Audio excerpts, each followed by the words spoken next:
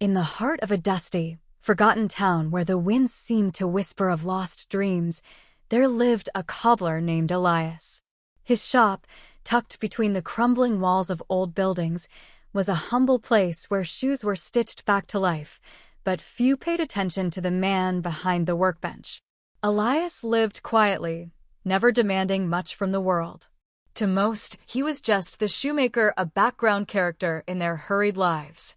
Yet every morning, before the sun crowned the horizon, Elias would leave a pair of perfectly restored shoes on the doorstep of someone who could not afford new ones: the widow down the lane, the boy who sold flowers at the market, the soldier's mother whose heart had not yet healed. He asked for nothing in return. One particular morning, after a long night stitching torn leather with sore hands, Elias heard a commotion outside. Wiping the sleep from his eyes, he stepped out to find a small crowd gathered in front of his shop.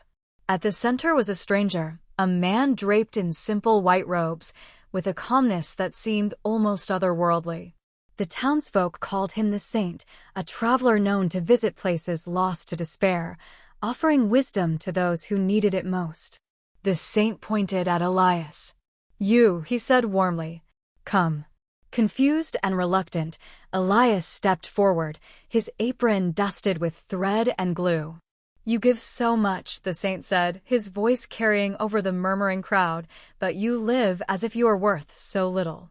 The words struck Elias like a hammer. All his life, he had measured his worth by the coins he earned, by the scraps he lived on, by the indifference of those he helped.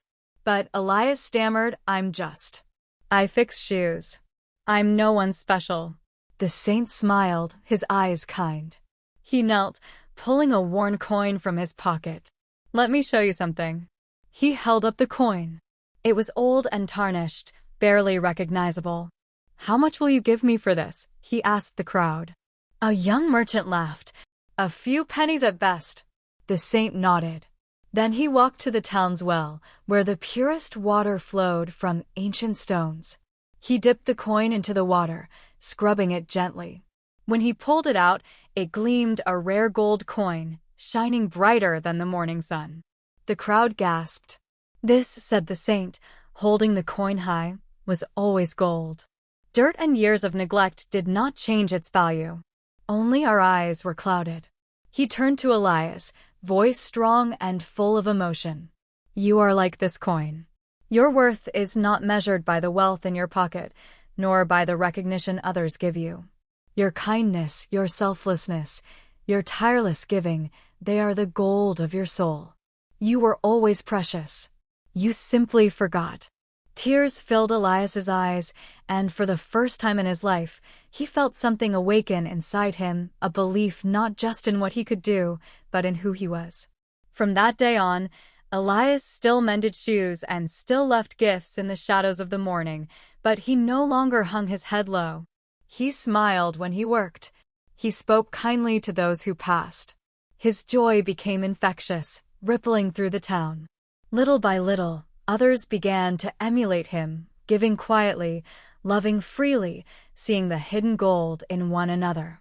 The Saint left the town as silently as he came, but his wisdom remained, not carved into stone, but stitched into every act of compassion, every word of encouragement, every soul who learned to see their own worth.